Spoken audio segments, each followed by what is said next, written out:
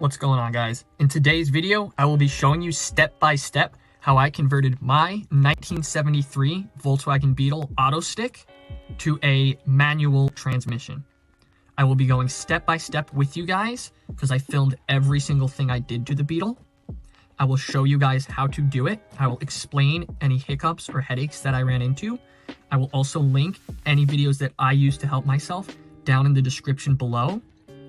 If you guys have any questions, please feel free to put it in the comment section down below as well. Before we get started, make sure you hit like, share the video, and subscribe. All right? Biggest thing to remember when you do this is before you start, make sure you have a working manual transmission because they are hard to source, and make sure all of the gears work. All right? Alrighty, let's get into it. Now, the first thing I would do before starting this conversion at all is popping your back seat off and taking off this little access plate under the back seat, as you can see in this clip right here. This is held on by one Phillips head screw that you will see later in the video. I would start by doing this first before you even do anything else on the conversion, just to make sure you have your clutch tunnel already installed. All right, the one on the right, as shown in this clip, the thicker one, that's for your clutch cable. If you do not have that one on the right, I would not recommend doing this swap on that Beetle. Reason being, you will have to chop up your Beetle a lot to make it work if it doesn't have that. If it does have it, as seen here, this is a 73 AutoStick Beetle. Most of them are already ran through it from factory. Okay, so 68, 69, and 70 don't have them. 71 and 72 might have them, and 73 and on 100% have them. That's what I've found online. That's what I've seen on the forums. I'm going to just trust it because this is a 73 AutoStick, and it does have the clutch cable tunnel installed, the one on the right. Make sure you check this before you start your conversion, because it is too much of a hassle to weld this in afterwards. Alrighty, so to start us off, super easy step. You're going to take everything that you could grab with your hand and just pull off from the motor out. So these ducts right here, just remove them, make sure you save them. Obviously, you're going to be needing them later. Just set those to the side, make sure you don't step on them. And then you're going to have to take up here, you're going to have to take your airbox off. I'm sure yours might look a little different. If it does, I'm sure you can figure it out if you're going to be doing the swap. So just pull it off, take off this little hose on the right that goes into the airbox. Just throw that to the side and then just pop this off. This will also be being reused, so make sure you keep it handy and make sure you keep it in a safe spot. I would suggest putting everything with your motor once you pull it. Right here, off camera, I already loosened this fitting right here where the automatic transmission fluid is pumped in, and I just moved it out of the way. Right here, I'm going to show you guys that once you get the top undone, you can see on the right where that light is pointing towards. Up underneath, there is also a bolt head that you need to hold in order to get that completely off. Okay, so I already loosened it off camera, and I'm just finishing it now just to show you guys. But up underneath, you'll have to hold it as well.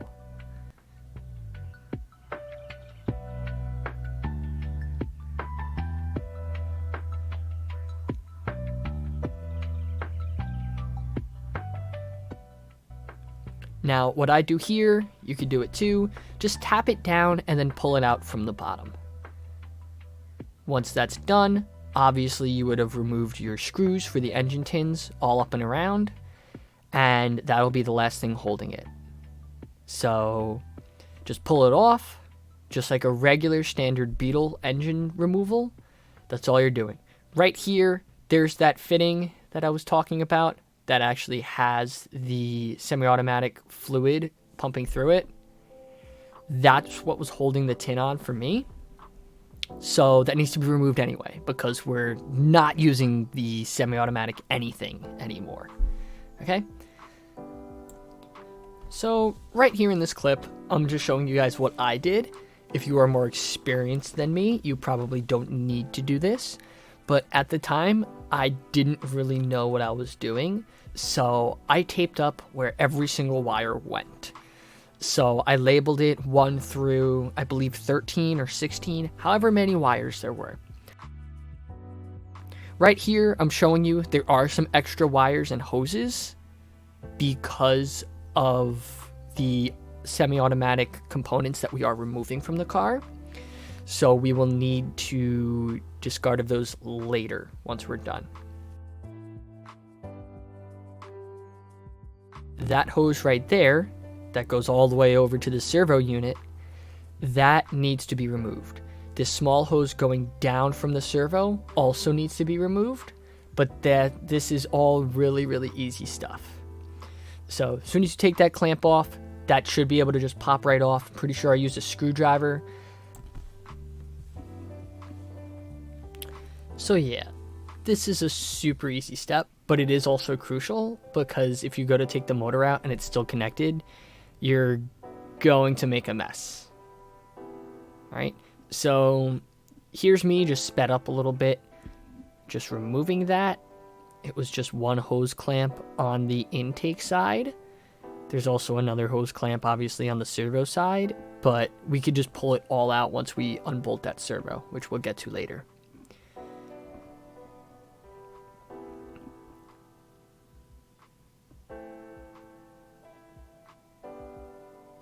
Like with most old hoses, it really doesn't matter. If you rip it or you're rough on it with a screwdriver, it probably won't be able to be saved anyway.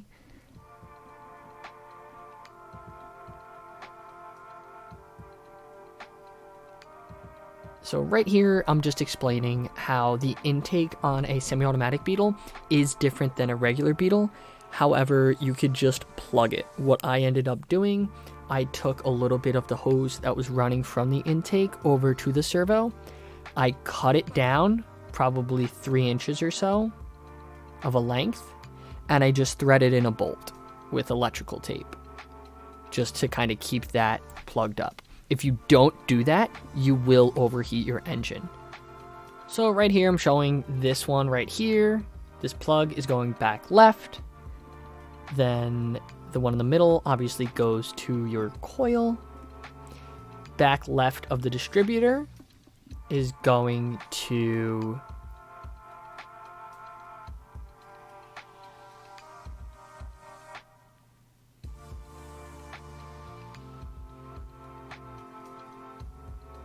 front right here.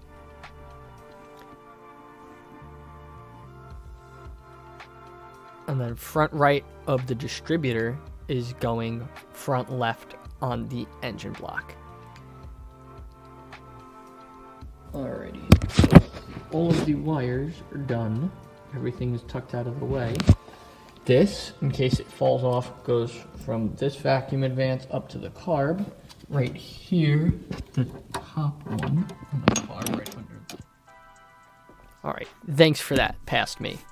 Okay. So, as you can probably tell, this video is dubbed because, as you heard in that last clip, that's what the whole entire 40-minute ordeal sounds like.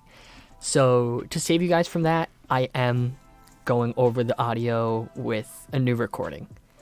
Anyway, right here, there are 2 nuts on the left side of the servo unit. You can see kind of where the rubber is torn. You're going to have to buzz those off. I believe I use a wrench. I don't remember what size. But super easy. You just pull that off, and then you should be able to remove it. It pulls right out of the bracket. The studs should come out with the actual servo unit. That's that thing on the left. And once that is removed, we could start with some more interesting things. Now, I know this is very slow going. This is paced very slow to make sure you guys at home could understand step by step how we are removing this. Right here, I'm pointing to where the nuts are on the back side. You will need a wrench. You can't get a socket in there, obviously it's on the back side. So just pull those off and you should be good to go. Right here, super clear clip. You can see all 3 of the different vacuum lines coming off the servo. Just either cut them flush with the actual servo. You could buzz them off with the hose clamps. Obviously, either just a little ratchet will get that off for you, or you could use a screwdriver. And as soon as those are all loosened, you should be able to pull this whole servo unit right out if those nuts are loosened as well. So you don't have to do this part. I did it just because I was sick of hitting my head on this. So we're removing the rear deck lid. It's super easy. It's 4 bolts. The 2 tabs on the top right and left that actually slide onto the hinge, those just slide over it. And then obviously the spring mechanism in the middle, it's hard to see because I'm standing in the way, but the spring mechanism in the middle has to go on a certain way. So make sure you know how to put that on. It just slides up and in, so it holds tension on the deck lid. I'll link a video down below that goes over it way better than I do, but figured I'd just let you guys know. There's 2 spades that connect the light to basically the car on the deck lid. Make sure you remove those as well. So now we're going to go underneath the car. Make sure the car's on jack stands. Please just take the 2 seconds, throw them under there. Anyway, so underneath the car, we have everything disconnected from the top side, other than the bolts, obviously. Make sure you disconnect your heater channel cables. There's 2 barrel nuts, one on the left, one on the right. Move those black plastic hoses by the starter, and then on the other side, there's another one that connects up to the heater channel. Make sure you remove those. Don't try to pull the motor out. You're going to just be pulling on the cables. You're going to just be destroying it. Wear eye protection when you're under here. A bunch of rust fell in my eyes and my mouth and my face, so make sure you're wearing eye protection when you're up underneath the car. Over here is, you can see the emissions control canister right there, and then underneath that, closer to the rear of the car, that holds the semi-automatic transmission fluid. So basically just transmission fluid. That needs to be drained. You could either do it right there from that, I believe it's a banjo bolt, I think that's what that's called. And then you could also do it from the top side. Right here's the easiest spot to do it though. That little fitting that bolts it to the body of the car. That's where I removed it from.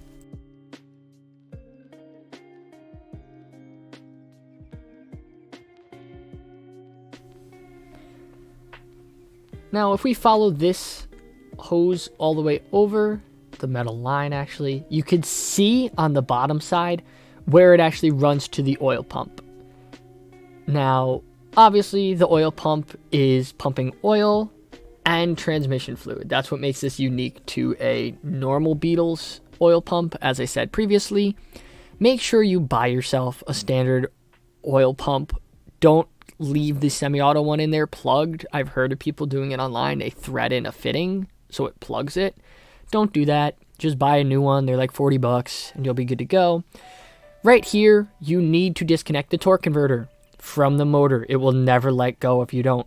There's an access port right here. This is right up underneath the transmission. Okay?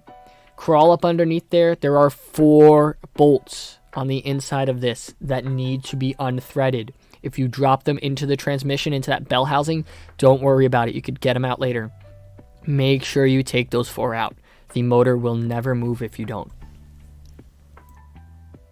So at this point, we are ready to pull the motor. One thing I wanted to talk about before we actually pull the motor, on the left side, where I'm pointing to, driver's side, there is a canister just like the one that had the transmission fluid in it that hooks up to the servo unit. You don't need to disconnect that because we already pulled all the hoses out, so it could just stay up in that fender well. Over here I have the transmission fluid draining. I had to cut this because my fittings wouldn't actually move, so I just went around it with a brake line cutter and there it is. So make sure you have a catch can when you go to do that. Don't have half of it pour on the floor like I did. So yeah, everything at this point should be disconnected and we should be ready to pull the motor.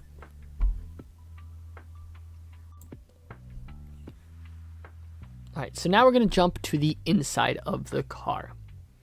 All right, so on the inside of the car, a lot of people, I haven't seen anyone actually write about this at all, so please pay attention. You are going to need a different shift rod. Okay, so if you do not know how a Volkswagen works where it comes to shifting, there's a long metal rod, as shown right here, that runs from the shifter. It connects via that little socket up there, ball and socket, and it runs all the way to the transmission in the back. All right, so that's how it pushes in and out on different angles to put it in gear. There are different size shift rods. So from 1950 something up until 1967, that's one size shift rod. From 1968 and on, they had a different size shift rod for manual transmissions.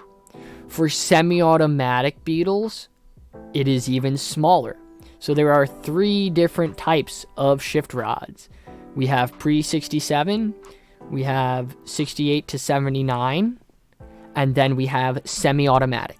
You need a 68 to 79 shift rod in order to install this. You cannot use a manual transmission with a semi-automatic shift rod. I tried. It is way too short. It's a different size. So as I'm showing you right now, the shift rod is connected to the transmission via that little shifter coupler that has a little grub bolt on it. I would recommend replacing that. It is a wear and tear part. If you're in here, if you're putting in a new transmission anyway, you might as well. So up front over here, I'm going to show you guys where the access ports are to actually remove the shift rod. Right there, you can see there's a round one. There's a plate, and then over here, you can see there's a second one. And then actually, believe it or not, up underneath the car, there is a third access plate that needs to be pulled in order to take the shift rod out. So step 1, I would say, of removing the shift rod is to jump into the car, take this access plate off, which you should have already done to make sure you have the clutch tunnel installed already. And you are to disconnect the shift rod coupler. Then jump up front right here, disconnect your shifter. It might be hidden under the carpet, it might be hidden under a rubber boot. It is 2 bolts, and that is it. It lifts right up. So those 2 bolts are a 13 millimeter bolt head. So as I show right here, so this part is sped up. It's pretty self-explanatory. You just put it on top underneath the boot, and you just spin them off.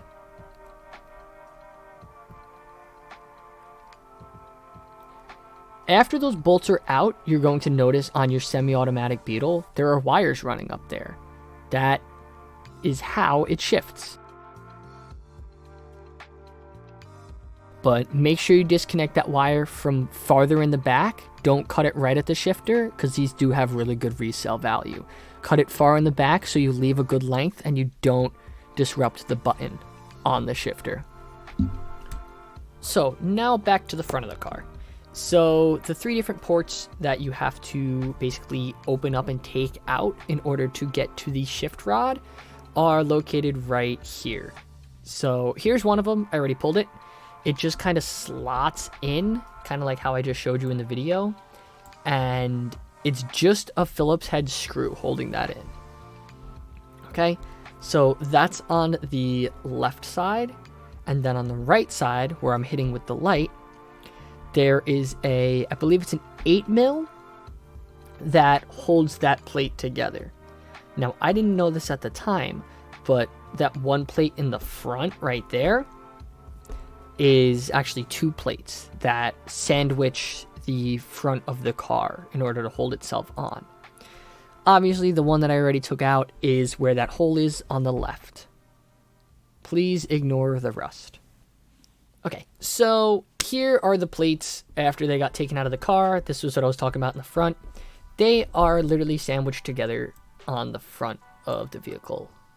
So the little donut looking part that has the little cone faces the back of the car, and the really, really dirty flat plate that I have in my hand goes to the front of the car, just like that. And they sandwich together as shown right there. I would suggest anything you take off, make sure you either put all of the screws, bolts, nuts, all that good stuff in either a canister or just thread it back right where it came from. Alright, now we're under the front of the car. As you can see, in between the beams, you could see that little plate with the 2 bolts. Okay? That plate needs to come off as well. That is basically a plate that holds the shift rod from basically getting attacked by all of the elements, such as salt, water, all that good stuff. So just take that plate off. There should be a rubber grommet or like a seal on the back side of it in between itself and the actual like body of the car, that channel right there. So just buzz that off real quick and you should be good to go. Here the bolts are out. I'm going to take a pry bar, also known as a flathead screwdriver, and I am going to pop it off. As you can see, I believe any vehicle could do this because, as you've probably noticed so far, this is very, very rusty. This car was abused. It was left to sit out and rot for 15 years straight in a field, and yeah, I haven't done much with it underneath. This is a clean shot straight through, so this goes through 1, 2, and then the third hole is going to be that plate right here that I'm going to pop off right now. Okay, there you go. That's what it looks like. You can see all the gunk and dirt and rust kind of made up. The grommet, the rubber piece, is actually up on the inside. I just poked a mouse nest. As you can see, this was actually a huge headache to me because I had to vacuum out the whole entire tunnel, that whole entire channel, basically from the back of the car where the transmission is, all the way to the front where I just took this plate off of. There's the plate. It is absolutely disgusting. Obviously, I cleaned it up before reinstalling it. Make sure you don't lose your bolts. Now, there's your clean shot. This is exactly where the shift rod's going to pull out of. You can see right here, the straight hole. You don't need to pull the bumper. So now we're inside of the car by the back seat. So this is the battery, and there is my quote-unquote aftermarket air conditioning. I promise I fix it before basically being done with this little project that I'm doing. So make sure you spray anything in advance. I'm sure I'm going to put that in the beginning of this video as well. Make sure you spray up all your bolts really well. Make sure you have all the proper tools ready to go. Don't start this project and then have to wait because you snap a bolt or you do this or you do that. Make sure you're properly equipped to take on this project, which I would also say is a challenge. This is very tricky, I must say. But if you have drive, if you're ready to do it, if you want this done, I believe anyone can get this done. So just take that screw right out. Make sure you don't lose that. Put it somewhere safe. And this plate should pop right up. It slides underneath. It has 2 slots in the back, right there and there. So make sure you have like your mini pry bar, which once again is a screwdriver. Just lift it up, get that out of the way. Now you have access to the shifter coupler. Okay, this one is the original one from 1973, and over here is a newer one on the donor shift rod.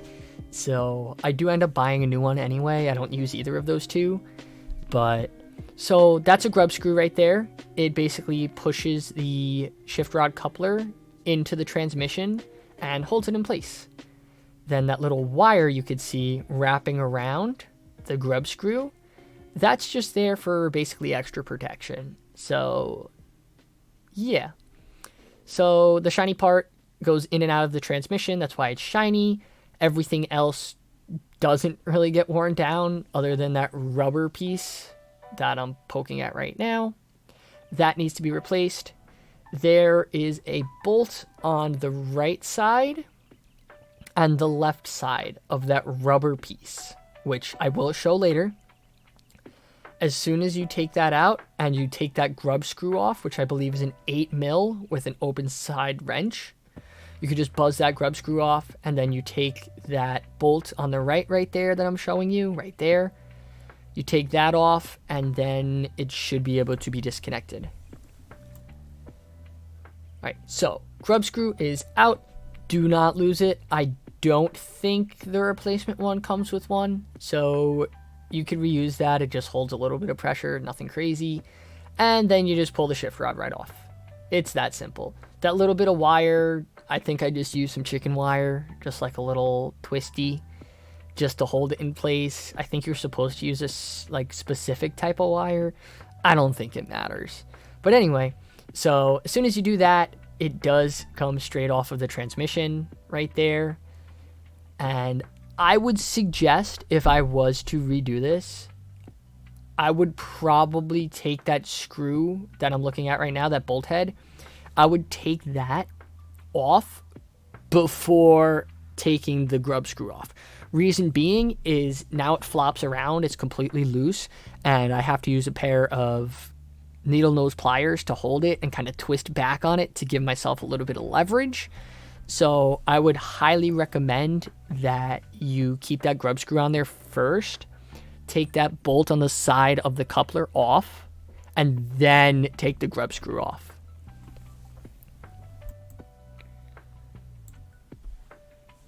So here we are again.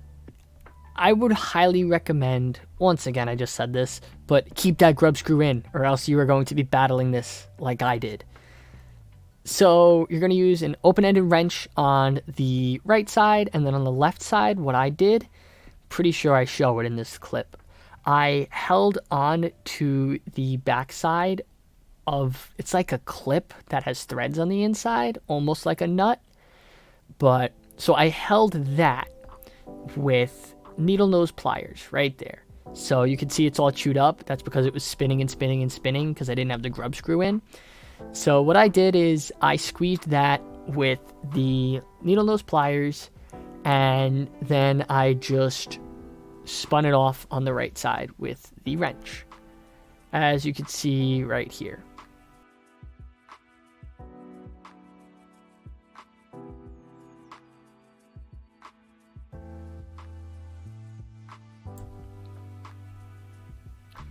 So this is what it actually looks like on the inside. It's closer to a screw than it is an actual bolt.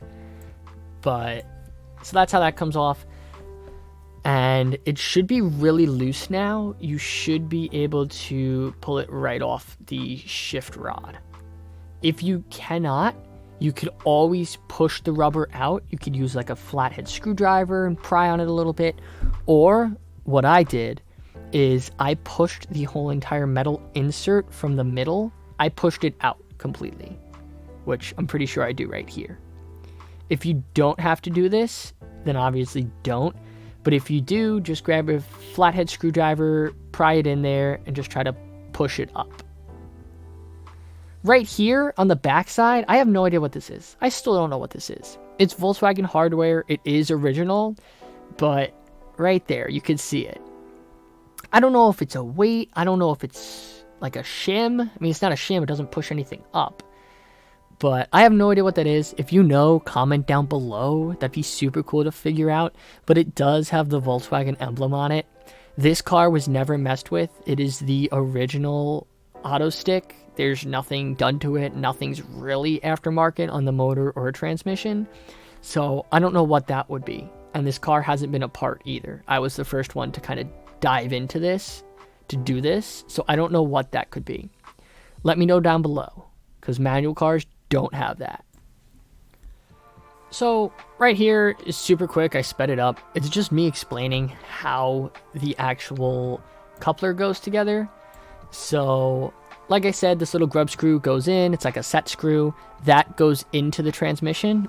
Rather, it sits on top of the shaft that comes out of the transmission. Then the little U part grabs onto the shift rod. Then that little metal piece that I just showed, that gets pushed through, and then you take your screw and you just put it in. You see that part right there? Yep, just like that. So right here's the finished product outside of the car. That's what it looks like put together. So the right side is an 8mm. The top is also an 8mm from what I remember. However, you have to use the open end of the wrench to spin that. Just because it's a grub screw, it's like a square. And that's basically it outside of the car. Make sure you buy a new one. It's a shame I couldn't reuse this one because it is original. It does have the Volkswagen symbol on it. But it's better to be safe than sorry. You don't want this disconnecting while you're driving because then you'll either be stuck in gear or you won't be able to shift.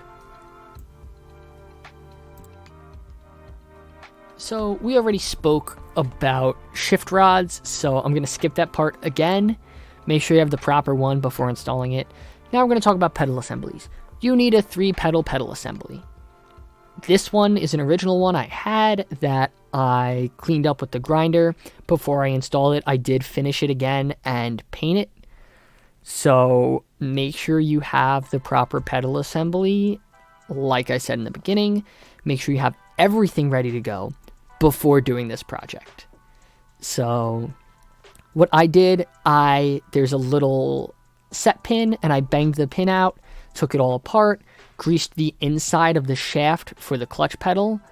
I put a little bit of grease around the brake pedal where it actually rotates on that part right there with the screw. Put a little grease on there. And yeah, make sure you do anything that you want to do with the pedal assembly outside of the car before installing it. Because as I'll show in the next part, you might run into a problem, which I did. And the best part about it, as you can see here, if you have your semi-auto car put together still, you might notice that the brake pedal on the 3-pedal pedal assembly looks similar to the one shown right here. The shaft just comes out, it's in the same spot, it's all lined up, it just pushes back and forth on the master cylinder on the inside. You don't have to adjust any of that, it's the same length, same size, same everything. So you don't have to mess with your brakes. So right here, I am basically just going over what I did off camera and what I'm going to do off camera. I just pulled the throttle cable, which is on the right side of the throttle pedal. There's that little thing earlier that I showed you. It kind of rotates when you push the pedal down. It's on a roller and then it pulls up on the cable. I believe I show it right now. Yeah, so that part right there with the roller. Just pull that throttle cable right off like so, and don't push it through the tunnel if you plan on keeping it. This is a newer throttle cable, so I am going to just reuse it. It is the same length for semi-auto and manual, so you're good to go if yours is in good shape. As far as the brake pedal goes, there is a big spring wrapped around the brake pedal that actually lets it push on the master cylinder. It gives it pressure to pull the pedal back up. You need to pull that off. I use a screwdriver, I believe, a flathead screwdriver, and I unhook it right here. So down below, it's kind of hard to see. It's out of frame. There you go. So I just took a screwdriver and I kind of pried up on the spring right there that's hooked on it. Take a picture or two so you know how this goes later, because you will have to do this if you took your pedal assembly apart. If you have a brand new one from J-Bugs, Wolfsburg, West, whatever, then you won't need to worry about this. But if you're doing it like me, you're using used parts, make sure you hook it the right way. Make sure it's facing forward. It's pointing to the back of the car. You'll know what I mean if you're looking at it. Now, right here, everything's disconnected. We're all good to go. I unhook the rod right here. You just push it up to the right on the brake pedal. You just push it out of the way so you don't have to mess with the master cylinder again. Right here, this is the last bit of film I have before I swapped. I'll explain why later, but there's one bolt there and there's one bolt on the back. You're going to unbolt it there. There is a hole for the clutch tunnel already there for the hook. take that bolt off, and you should be good to go. Now, as all good projects go, it's not actually as easy as they make it sound online or on YouTube or anything like that. So, when I pulled the pedal assembly off, there was not one, not two, there were 3 massive rust holes underneath the pedal assembly. So what does that mean? I had to do a lot of patchwork. Okay, so I banged out a giant spot underneath, which could be shown right here. And after patching that, I ran into some other issues up underneath here. So there's no footage for this necessarily, but all you have to know is that you were going to put the bolts through on the front where you took the one out of, and on the back where there should have been another one. Now that's where my second issue came up. There was also a rust hole right here that made it so that back bolt, whoever had the car before me, must have known about it and didn't do anything about it. There was no second bolt on the back of my pedal assembly. Not a big deal, because there's not much there, just gas and brake. But when I was converting it over, there are key components right there for the clutch hook, as I'll call it, for the pedal assembly. It needs to be bolted up back there. So what I ended up doing is I got an okay sized plate, put it there. I put a nut on the backside inside the tunnel, and I put a bolt through the pedal assembly, going right through where the nut is, and I sandwiched it all together there after having the clutch hook hooked up. Since I don't have footage for that, I'll put a really good video down in the description below showing how you hook up a clutch cable / hook through there. Another point of information that I must mention is that when you are putting the clutch cable in, it is easiest, in my opinion, to feed it through from right here, from the hole right here by your throttle pedal. It is so much easier to push it through there than the other side. I'm not sure you could actually get it through the other side, but regardless, that's how you do it. All right, so there's going to be an open-ended spot that looks either like a D or an O on your throttle cable when you buy one, because you do need to purchase one. And then there should be a harder spot with threads on it, almost like the throttle cable, how you have that set screw that you push through for the carburetor. It's like that, but it goes on top of the transmission. So after you feed that through and make sure that it's hooked up on the clutch pedal, you should be good to go there. Until I ran into another issue right here. Now, some of you might be confused what I'm trying to show here, but imagine that the blue means that it's like 3D, that it stands up, all right, that it's perpendicular. It makes a T with the frame. There's supposed to be a stopper right there for your clutch pedal. My clutch pedal kept on flopping forward because there is no stopper on a semi-automatic, because you don't have a clutch pedal to step on. So what I did, I took a piece of metal, I want to say about 2 inches long, and I bent it up into like an L shape. And then I sent 2 through bolts straight through it, straight through the pan, and I bolted it down. Now, I measured everything up first, but the OEM one is adjustable. It has a slotted spot instead of just a hole drilled through, if you understand what I mean. It's almost like an adjustable front beam, how it's oblong, so you can actually set where it goes. I didn't want to do that, so I just measured it up exactly where it should be, exactly the right amount of throw, and I just bolted it down permanently there. In the future, I'm sure I could just drill it out oblong and just bolt it together with a nut and a bolt, but for now, I'm pretty sure it'll do. So here are some somewhat current pictures of my Beetle. Now, I don't have any more footage, so I'm just going to go through this really, really quickly. Like I said, all videos are going to be linked in the description below for how to install transmission mounts, how to install a new clutch cable, how to adjust the clutch cable, how to do all of that stuff. Okay? At this point, everything that has to do with semi-automatic specific conversion and service is complete. You don't have to do anything else. So once you install your pedal assembly, you're able to, you don't have to install the pedal assembly before you do this. I did, just to make sure everything was good to go.